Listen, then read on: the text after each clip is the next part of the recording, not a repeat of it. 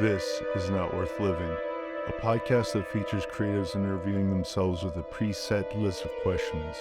Unlike other podcasts that feel like conversation between friends, this one aims to feel like eavesdropping on a psychiatrist's visit. Today's episode features... Hello, I'm Thomas Moore, and I'm a writer, and it's good to be on the Not Worth Living podcast. Thanks to Ira for asking me. I like the idea of it, even though already it feels quite strange just having my voice and nothing else.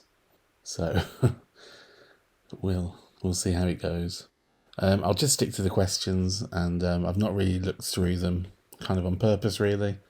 So I'll just start with the first question and make my way through. So the first question is, what makes you tick? I think straight away I just think of creativity. I think it's something that kind of drives me all the way in kind of all aspects of my life, maybe. There's always that urge there to write. And even if it's not an urge to create, it's an urge for creativity. So I'm constantly listening to music or always reading other people's books, always wanting to see new films or go to galleries and see new shows and see new visual art. I think it kind of definitely the most important thing in my life. So I think, yeah, it plays into everything. So I think we'll definitely go with creativity makes me tick. Next question. Would you open an envelope with your death date? Yes, absolutely. Because I guess I'd like to know if I've only got 2 weeks left. You know, I want to make sure I have a pretty good 2 weeks. Or if I know I've got 15 years left. I'll have a good idea of kind of getting things in place, how I want them to be. Next question. What was the first time you remember creating something intentionally? I don't know if I can. I do remember writing when I was a kid. When I was at school, I do remember writing stories. I remember making like silly little comic books in the summer holidays. I remember there's a couple of stories in particular I remember writing. One was at first school, and it was about these kids who were hiding in some hills, and there were some monsters trying to hunt them down to kill them. And there was another story in high school that really sticks out, which was about some sort of like office block, and one of the floors on the office block people would go up there and never come back from. So some sort of haunted. I mean, it sounds bad, and it probably was, but at the time I remember being really pleased with that one. What keeps you motivated?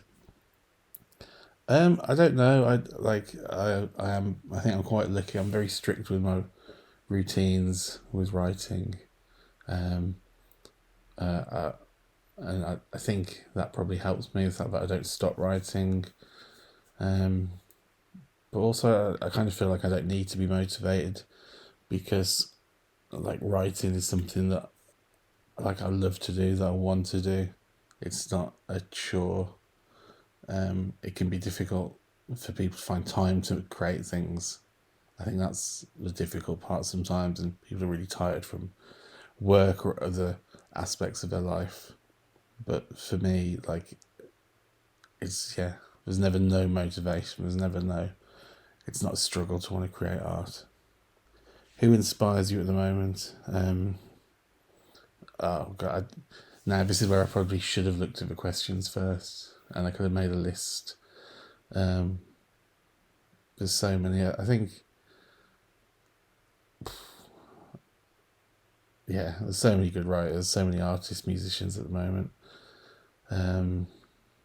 Michael Salerno, Nate Lippens, Audrey Sass, Philip Best, Isabel Naku.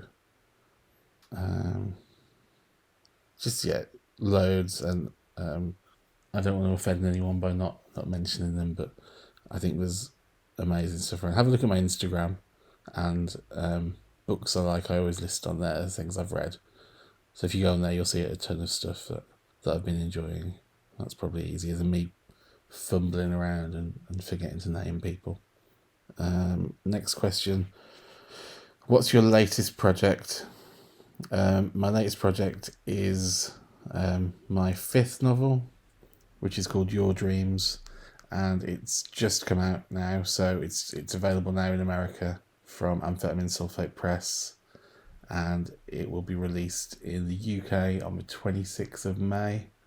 And it's on Amphetamine Sulphate Press, but it's distributed from Cargo Records. So if you're in the UK, you can get it from there from the 26th of May, and that's a hardback edition. The book is, I'm really pleased with how it's come out. It's definitely I think it's got some of my favourite writing of mine that I've done in there so far.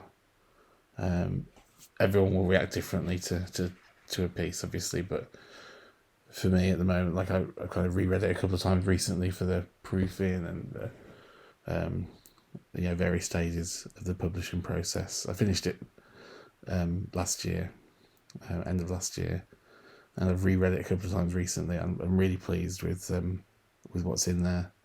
It's a book about fantasies, a lot of sexual fantasies and desires, and it's about a character who is he thinks that if you know someone's kind of secret desires or secret fantasies, then that's a way to understand them on a very deep level. And that's just a kind of simplified version of it. There's more kind of in there, and but yeah, it's a lot about kind of connection, understanding people, what you can and can't say, what you can and can't think, and stuff along those lines. And so Your Dreams is my latest project, and I'd love it if you would go and check it out. Next question: if money were no object, what would be your dream project? God, I mean, I think the first thing I'd do if I got a load of money was buy a couple of places in different parts of the world. So I'd get somewhere in Paris straight away. And I would travel to different places all the time to write and to see things and to see art. Dream project if money was no object, I guess it'd be fun to be able to curate exhibitions and give artists like money to make kind of insane sculptures they'd like to make, or fund filmmakers, give kind of talented artists that I know money to kind of realise their dream projects. I guess it'd be good to be able to help people out with stuff. Next question: is there a quote or motto that you work by? No, I don't think there is. For probably silly phrases, I do say sometimes. I'm not gonna. But yeah, mottos and phrases, not really. And I suppose I'm kind of someone who my beliefs and my kind of outlook on things. I don't think things are fixed. I don't think people and situations are fixed. I think things can constantly change. Meanings can change.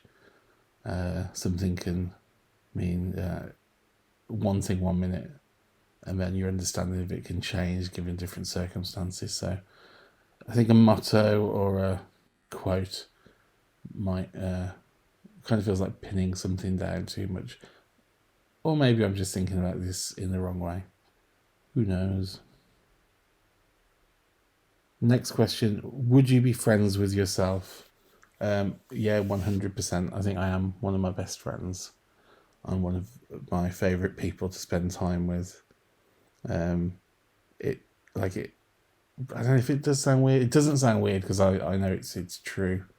But I guess like from going through therapy for years, long time, one of the most important things is being able to like yourself and love yourself, and I genuinely do.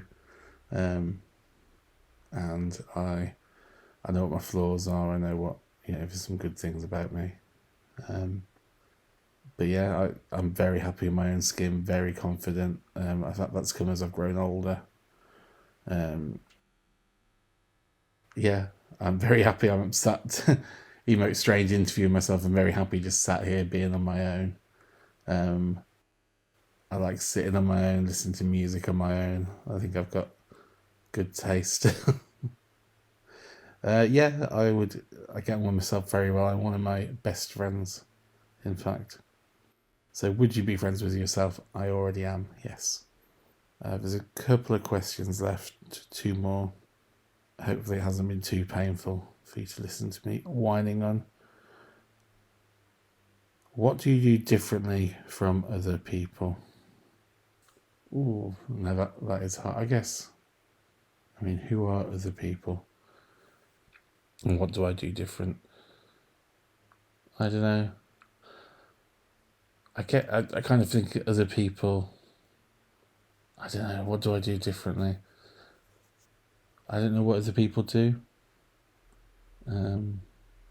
Everyone is different. I think I've got a real problems with generalizations sometimes. So I guess I struggle with questions like this. Yeah, that probably is a very long-winded, boring answer. But thankfully, if it was, this is the final question. What would you like your epitaph to say? I don't think I'd want it to say anything. I think by that point, it would time for me to just shut up and be ashes or get eaten by worms or however my body is disposed of. Yeah, I think by the time I'm dead, it's time for me to just zip it, really.